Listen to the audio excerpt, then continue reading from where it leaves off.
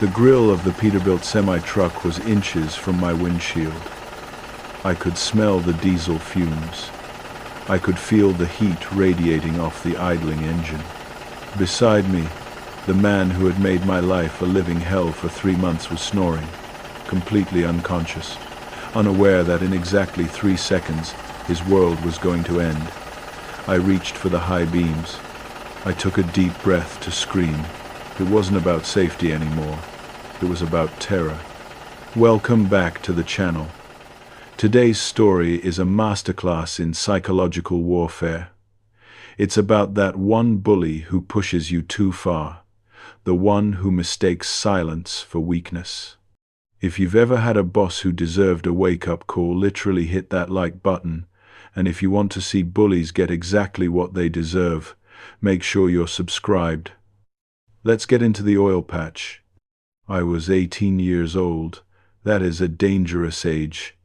You are old enough to do the work of a man, old enough to sign your life away on a contract, but young enough to still have the soft edges of childhood clinging to your psyche. You don't have the armor yet. You haven't built up the calluses on your soul that let you shrug off the cruelty of the world. It was the early 2000s in Canada, the oil patch.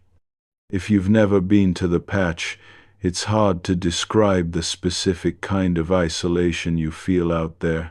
It's a landscape of extremes.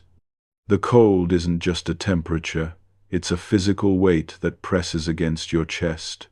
The sky is too big, the horizon is too far away, and the machinery is loud enough to rattle your teeth. It's a place where you go to make money when you have no other options, or when you want to disappear. For me, it was the money. Minimum wage back then was barely scratching $6 an hour. The oil patch? They were offering 20. For a kid with no education, no experience, and a desperate need to start a life, $20 an hour felt like winning the lottery. I remember signing the papers, feeling the cold wind bite at my cheeks, thinking I had made it. I was going to be a well tester. The job description sounded technical, almost prestigious to my naive ears. You hook up closed pressure tanks and flare stacks to new oil and gas wells. You flow them, gather data, burn off the excess. It's a mix of brute force and delicate recording. You spend hours hauling iron pipes that weigh as much as a person, wrestling them into place with pipe wrenches the size of your leg, and then you spend hours sitting in a trailer, watching gauges, typing numbers into a computer. It wasn't bad work. Hard, yes. Dangerous, absolutely, but honest. The problem wasn't the work. The problem was the crew. In well testing, you don't work alone. You work in pairs, 12-hour shifts, trapped in a truck or a tiny trailer with one other human being for weeks on end. You eat together, you work together, you travel together. It's a marriage of necessity. And like any marriage, if the partner is toxic, your life becomes a prison. I was the laborer, the grunt, and my supervisor was a man named Gary. To call Gary a supervisor implies he did some supervising. To call him a worker implies he did some work. Gary was neither. Gary was a mid-50s, gin-bloated monument to human misery. Physically, he was a wreck. He was noticeably smaller than me. I'm 6'1", but he carried a density that wasn't muscle. It was the heavy, stagnant weight of a man who hadn't moved faster than a shuffle in a decade. His face was a roadmap of broken capillaries, painting his nose and cheeks in a permanent, angry flush. He smelled of stale tobacco, unwashed clothes, and the sweet, rotting scent of metabolizing alcohol. From day one, I knew I was in trouble. Gary didn't view me as a partner or a trainee. He viewed me as a servant and a punching bag. He was lazy in a way that was almost impressive. He would sit in the heated trailer, surrounded by empty coffee cups and snack wrappers, watching DVDs on a portable player while I was outside in 20 below freezing weather, wrestling with 250-pound pipes. He would only emerge if something was physically impossible for one man to lift, and even then, he would grunt and complain the entire time, as if my inability to lift a quarter-ton of steel was a personal failing. But the physical laziness I could handle. I was young, I was strong, and I wanted to prove myself. I didn't mind doing the heavy lifting. What I couldn't handle, what started to chip away at my sanity, was his mouth. Gary loved jokes. You know the type. The kind of man who says something deeply cruel, something designed to target your deepest insecurity, and then when you flinch, he grins and says, "Can't you take a joke?" I have a baby face. Even now, looking back, I looked younger than 18.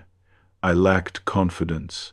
I walked with my shoulders hunched, trying to take up less space. Gary smelled that fear like a shark smells blood in the water. "You're stupid, aren't you?" he'd say, watching me try to figure out a complex valve system he hadn't bothered to explain. Just thick in the head. I would grit my teeth and keep working. Just trying to learn, Gary. Yeah, well, try harder. Watching you is painful. It was a constant drip feed of poison. Every hour, every shift. But the moment that truly defined our relationship, the moment the hatred really took root in my heart, happened about 2 weeks in.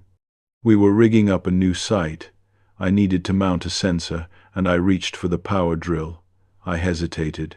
It seems ridiculous now, but I had never used a heavy-duty industrial power drill before. I was looking for the reverse switch, fumbling with the chuck key. Gary was watching me from the doorway of the trailer, a cigarette dangling from his lip. "What the hell are you doing?" he barked. "Just trying to switch the bit," I stammered. He marched over, snatched the drill out of my hands, and loomed over me. "Jesus Christ, didn't your dad teach you anything?" The air left my lungs. It was an innocent question to him, maybe. But for me, it was the rawest nerve ending I had. I looked down at my boots, the shame burning my ears. "No," I said quietly. "My dad wasn't around. He left when I was little, only knew him a handful of years." I thought, naively, that this admission would garner some basic human sympathy. Maybe he'd say, "Oh, sorry, kid, let me show you." Instead, Gary laughed. It was a wet, hacking sound. "Well," he sneered, shoving the drill back into my chest hard enough to bruise. "No wonder he walked out on you. Probably saw how useless you were and decided to cut his losses." Time stopped. I stood there in the freezing wind, clutching that cold metal drill, feeling something break inside me. It wasn't anger at first. It was shock. Who says that? Who looks at an 18-year-old kid and tells him his father abandoned him because he was unlovable? I looked up at him. My voice shook. "That's not funny, Gary." He rolled his eyes, turning his back on me to retreat to the warmth of the trailer. "You're so soft. Can't take a joke. Get back to work." That was the dynamic. He was the hammer, and I was the nail. And for 3 months, I let him hammer me. I needed the money. I needed the job. So I swallowed the bile. I swallowed the rage, and I went silent. But silence isn't peace. Silence is just a container. And my container was filling up, drop by drop, with a volatile mixture of humiliation and hatred. The abuse wasn't just emotional. It was financial. And in the oil patch, messing with a man's money is a cardinal sin. The job required travel, lots of it. We weren't working in the city. We were working deep in the country, miles from civilization. We stayed in motels in small, dusty towns, and every morning we had to drive out to the well sites. Gary had a truck, a big, company-subsidized rig. The way the compensation worked was simple. The owner of the truck got paid a mileage rate. Back then, it was about $1 or $1.10 per kilometer. Now, do the math. We were driving anywhere from 100 to 350 kilometers a day, every single day. That's hundreds of dollars, tax-free, going into Gary's pocket just for the vehicle moving across the pavement. Me? I got minimum wage for travel time, $6 an hour to sit in the passenger seat. At least, that's how it was supposed to work. But Gary was an alcoholic, a functioning one, he'd probably claim, but there was nothing functioning about him in the mornings. Every night, after we got back to the motel, Gary would hit the bar or the liquor store. He drank with a professional dedication. He drank until his eyes glazed over, until his speech slurred into nonsense, until he passed out. Every morning, at 5 a.m., I would bang on his door to wake him up. He would stumble out, smelling like a distillery fire, eyes red, shaking. "You drive," he'd grumble, tossing me the keys. "I'm the boss. I need to review the paperwork." The paperwork was him reclining the passenger seat, pulling his hat over his eyes and passing out instantly. He slept like a corpse, a gin-bloated, snoring corpse for the entire 2 or 3 hour drive to the site. So, here was the reality. I was the chauffeur. I was navigating icy logging roads, dodging moose, battling blizzard conditions in a heavy truck, responsible for both our lives. And Gary? Gary was unconscious, drooling on the upholstery, and making $300 a day for my driving. I stewed on this. I stewed on it while the miles ticked by under the tires. I stewed on it while I listened to him snore. I stewed on it while I dragged hoses through the snow while he nursed his hangover in the trailer. I worked with him for 3 months. That's roughly 90 days. Imagine 90 days of being told you're stupid. 90 days of being told your father didn't love you. 90 days of doing the work of 2 men while the other man profits off your labor. Everyone has a breaking point. You think you don't. You think you can endure anything for a paycheck. But the human spirit is like metal. You can bend it, twist it, heat it. But eventually, if you apply enough pressure to the same spot, it snaps. My snap happened in a diner. We were out of town, some nowhere hamlet in Saskatchewan. It was late. The diner was one of those places with yellowing linoleum and menus sticky with syrup. We were eating dinner, burgers and fries, the staple diet of the patch. Gary was already 2 beers deep. He was in that brief, magical window where the alcohol made him almost personable before the belligerence set in. I was tired. My back ached from lifting pipe. My eyes were burning from the glare of the snow, and I looked at him, wiping grease off his chin, talking about how much money he was banking this hitch. I put my fork down. "Gary," I said. I tried to keep my voice casual. "You know, I've been doing all the driving lately." He chewed slowly, staring at me. So, you're making a killing on the mileage, and I'm getting minimum wage, since I'm the one actually driving the truck, keeping us on the road while you sleep.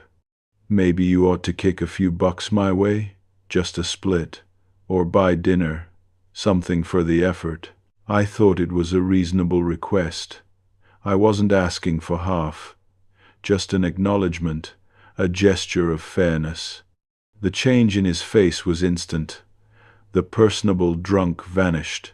The bully returned. His face turned a dark, violent purple. He slammed his beer down hard enough to slosh foam onto the table. "You ungrateful little shit," he hissed. People in the other booths looked over. He didn't care. "Excuse me?" I said, shrinking back. "You think you deserve my money?" He leaned over the table, his breath hot and sour. "You're lucky you even have a job. You're useless. You're a screw-up." The only reason you're here is because I haven't fired you yet. I let you drive, I let you learn. And this is how you repay me? Trying to steal from my pocket? I'm not stealing, I'm doing the work, I argued, my voice rising, cracking with emotion. You're nothing, he shouted. You're a fatherless little mistake who can't even drill a hole straight. You want money? Earn it, but touch my mileage, and you're done. I'll leave you here. I'll leave you in this town and you can walk home. I'll make sure you never work in the patch again. The tears came then, angry, hot tears of humiliation. I was 18, sitting in a diner, crying while a 50-year-old drunk berated me for asking for fairness. He saw the tears and smiled, a cruel, victorious smile. Yeah, he muttered, picking up his burger. That's what I thought. Shut up and eat. I didn't eat. I couldn't. I sat there, staring at the formica table, and I felt something inside me go cold. The fear was gone. The desperation for the job was gone. I wasn't going to quit. Not yet. Quitting was too easy. Quitting meant he won. I looked at him, chewing his food like a cow, confident in his dominance. He thought he had broken me. He thought he had secured his dominance for another 3 months. But he hadn't broken me. He had released me. When your instinct for self-preservation diminishes, impulsive thoughts lose their safeguards. I stopped thinking about my future. I stopped thinking about the consequences. I started thinking about balance. The universe owes a debt when evil goes unchecked, and since the universe seemed busy, I decided I would have to collect it myself. I didn't say another word to him that night. I went back to the motel room. I lay in bed, listening to him snore in the other bed, and I took notes. Mental notes. I resolved that I was done with Gary.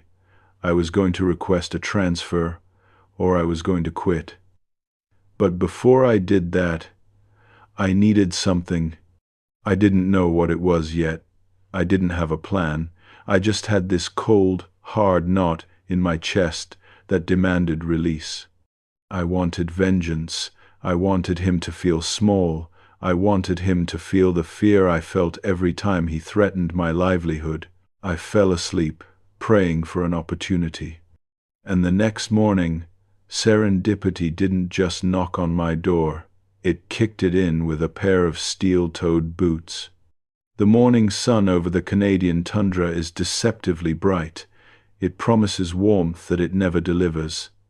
It just glares off the snow, blinding you, exposing everything. At 5 a.m., the ritual began as it always did. I pounded on Gary's motel door. I heard the groan, the shuffle, the coughing fit that sounded like a bag of wet gravel being shaken. He emerged, looking worse than usual. His skin was a pale, clammy gray, his eyes bloodshot maps of his previous night's decisions. He tossed me the keys without a word, climbed into the passenger seat of the company truck, reclined it all the way back, and was asleep before I even put the transmission in drive. We had a long drive ahead of us, about 150 kilometers to the well site. For the first hour, the only sound in the cab was the hum of the heater and Gary's snores. They were irregular, choking sounds, punctuated by sudden snorts that would make me grip the steering wheel tighter. I drove in silence, my mind racing. The anger from the diner hadn't faded, it had crystallized. I looked at him, mouth open, drool pooling in the corner of his lip, vulnerable. He was completely at my mercy. I controlled the vehicle. I controlled our speed. I controlled our destination, and he didn't even know it. About 30 kilometers from our work site, the landscape changed slightly. The dense boreal forest opened up into a stretch of highway with wide gravel pullouts for heavy machinery. And there it was, parked on the side of the highway in a massive snow-cleared pullout was a semi-truck, a Peterbilt. It was a beautiful beast, of a machine chrome bumper shining in the cold sun, exhaust chugging straight up into the blue sky in thick white plumes. It was idling. In the oil patch, seeing a running semi isn't unusual. Drivers keep them running to stop the fuel from gelling in the cold. But what was unusual, what felt like the hand of fate reaching down to tap me on the shoulder, was seeing the driver. He was standing outside the rig, stretching his legs, checking his load straps. He was alone. I looked at Gary. He was in a deep travel coma. You could have set off a firecracker in the cab and he might have just mumbled. Gary required intent to wake up. He needed shouting, shaking, or the smell of burning coffee. My heart started to hammer against my ribs. I didn't think. I didn't weigh the pros and cons. I just felt that impulsive thought override my safety protocols. I slowed down. I pulled the pickup truck off the highway and rolled gently onto the gravel pullout, stopping about 50 feet away from the semi. Gary didn't stir.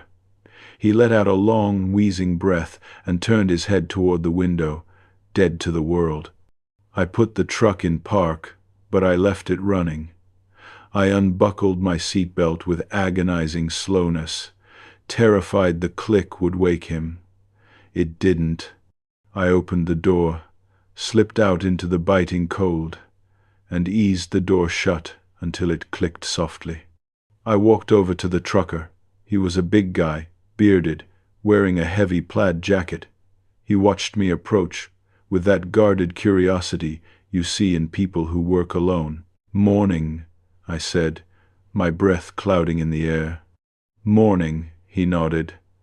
"Everything all right? You break down?" "No," I said. I glanced back at my truck. Gary was still a lump in the seat. I looked back at the trucker, and I decided to gamble on the universal brotherhood of the working man. "Listen, you see that guy in the passenger seat?" The trucker squinted. "Yeah? That's my boss. For 3 months he's been making my life hell. Verbal abuse, stealing my wages, telling me I'm worthless because my dad left me. He's drunk, he's asleep, and I'm about to lose my mind." The trucker's expression shifted. His eyebrows went up. He crossed his arms, but he was smiling.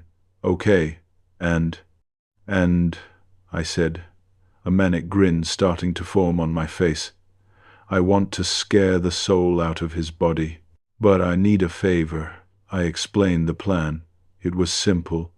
It was theatrical. It was dangerous. The trucker listened. He looked at me.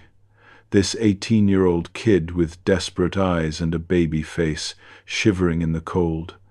Then he looked at Gary, the unconscious lump in the truck. He laughed, a deep belly rumble. "Kid," he said, climbing up onto the step of his rig, "I've been bored for 6 hours. Let's do it." I ran back to the pickup. I slipped inside. Gary was still snoring. Now came the delicate part. I put the truck in drive. I crept forward. I didn't pull alongside the semi. I pulled in front of it. I maneuvered the pickup truck so we were facing the Peterbilt, nose to nose. I inched forward until our bumper was mere feet away from his massive chrome grille. From the passenger seat perspective, looking out the windshield, the only thing you could see was the terrifying, towering front end of a semi-truck that occupied the entire field of vision. The trucker was back in his cab. He gave me a subtle thumbs up through the glass. I put the pickup in park. I took a deep breath. My hands were shaking, not from cold, but from adrenaline. This was it. This was the moment the power dynamic shifted. I reached for the headlight switch. "Okay, Gary," I whispered. "Time to wake up." I flicked the high beams on. That was the signal. I lit the beacon. The response was immediate and overwhelming. The truckers of Rohan answered. The Peterbilt's headlights blazed to life, 4 blinding suns erupting directly into our windshield. Simultaneously, The trucker hit the air horn. If you have never been 10 feet away from a semi-truck air horn when it blasts, you cannot understand the violence of the sound. It is not a noise you hear, it is a noise you feel.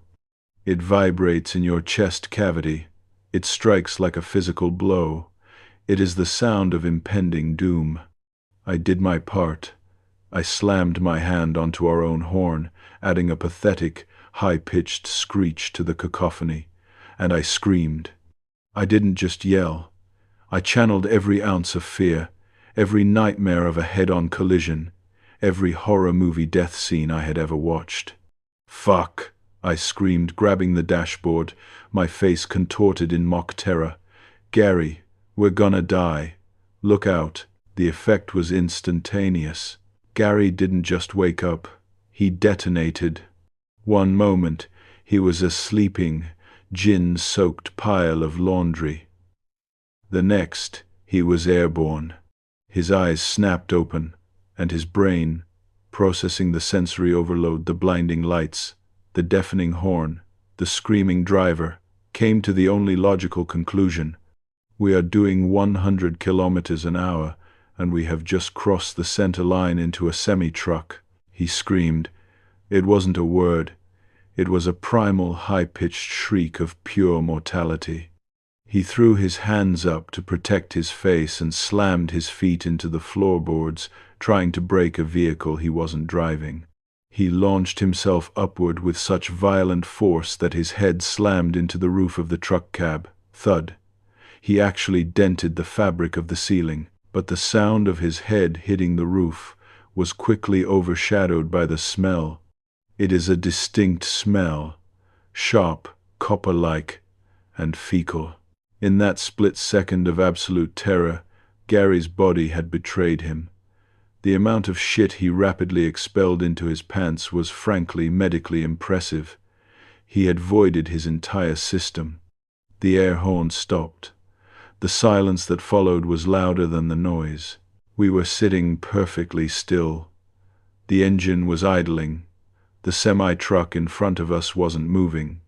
Gary was hyperventilating, clutching his chest, his eyes darting around wildly, trying to reconcile his imminent death with the fact that he was still alive. He looked at the semi. He looked at me. He looked at the speedometer, which read 0. Slowly, painfully, the realization washed over him. We weren't moving. We hadn't crashed. I put the truck in reverse. I backed away slowly, peeling off from the pullout. As we turned back onto the highway, I gave the trucker a friendly wave. He blasted his horn one more time, a cheerful toot of goodbye. Inside our cab, the atmosphere was thick. Literally. Gary was making choking sounds. His face had gone from pale gray to a dangerous, mottled crimson. He was clawing at his neck. "You," he wheezed. "You." I started laughing. I couldn't help it. It started as a chuckle and erupted into a full-blown, ugly hyena cackle. The release of 3 months of tension was pouring out of me. "You little bastard." Gary finally found his voice, though it was strangled. "I have high blood pressure. You could have killed me. I could have had a stroke right here." Looking back, 4 years later when I was in paramedic school, I realized he was right. I absolutely could have stroked him out. At 18, I didn't care. What would I have done? I thought to myself, wiping tears of laughter from my eyes. Probably just poked you with a stick. Thought you were playing possum again. "Calm down, Gary," I gasped, slapping the steering wheel. "It's just a prank. Can't you take a joke?" Using his own line against him felt better than the paycheck. "I'll kill you," he sputtered. He made a move toward me but stopped. He shifted in his seat, and a look of fresh misery crossed his face. The reality of his pants situation had set in.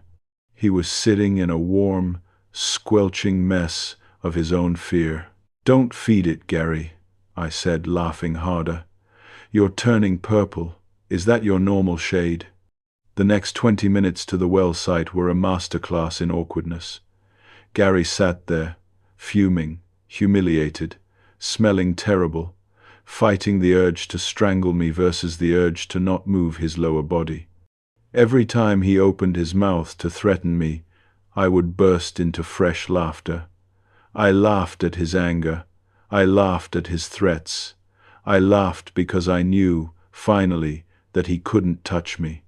I had seen him at his lowest. I had seen him soil himself in terror. The bully was dead. When we arrived at the site, he didn't wait for the truck to stop completely. He threw the door open and stumbled out, walking with a stiff-legged waddle toward the site trailer. "You're fired," he screamed over his shoulder. "Get out. I'm calling the owner." "Okay," I yelled back, lighting a cigarette. I sat on the tailgate of the truck for 4 hours. It was cold, but I didn't feel it. I felt warm. I felt victorious. It was a Pyrrhic victory. Sure, I was out of a job, but the memory of his head hitting the ceiling was worth every penny of lost wages. Around noon, the company owner's truck pulled up. He was a decent guy, the general manager. He looked tired. "Get in," he said. I climbed in. "Gary told me quite a story," the owner said, eyeing me. "Said you tried to kill him. Said you attempted vehicular manslaughter, once the cops involved. Did he tell you about the pants?" I asked. The owner paused. A small smile tugged at the corner of his mouth. He left that part out. On the drive back to the city, I told him everything. The stolen mileage money, the dad comments, the laziness. And then I told him about the Peterbilt. By the time I got to the part about Gary denting the ceiling, the owner was laughing so hard he had to wipe his eyes. "Attempted murder," he chuckled, shaking his head. "Jesus. He didn't fire me. He couldn't put me back with Gary. Obviously Gary was actively lobbying for my execution, but he moved me to a different crew. A crew where I could just do my work, keep my head down, and be the lone sociopath who made a supervisor crap his pants. I didn't mind the reputation. In the oil patch, a reputation for being crazy is better than a reputation for being weak. Gary retired a few years later. I heard he still tells the story about the maniac kid who tried to run him into a semi-truck. I tell the story too, but mine has a better ending. And that is how you handle a bully. Sometimes, taking the high road just leaves you tired and broke. Sometimes, you have to take the low road, or in this case, the pull-out lane, and use a little theatrics. If you enjoyed Gary getting his movement of justice, hit that subscribe button. We have plenty more stories of revenge served ice cold coming up. Thanks for listening. Stay safe out there.